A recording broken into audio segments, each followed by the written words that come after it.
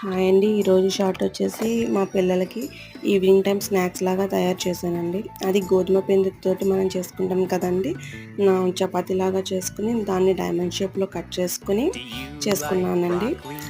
ఒకటైతే పంచదారతో చేశానండి. ఇంకొకటేమో బెల్లంతో చేశానండి. ఇంకొకటేమో కారంతో చేశానండి. ఈ చిప్స్ అంటే ఈ స్నాక్స్ అనేవి మా పిల్లలకి బాగా నచ్చినాయండి. వాళ్ళని అడిగితే గనక ఒకళ్ళకేమో పంచదార నచ్చిందంటండి. ఒకళ్ళకేమో కారం చిప్స్ నచ్చినాయంట. మీ పిల్లలకి ఏ విధంగా మీరు స్నాక్స్ అనేవి తయారు చేస్తారో నాతో కామెంట్ సెక్షన్‌లో కామెంట్ చేసుకోండి.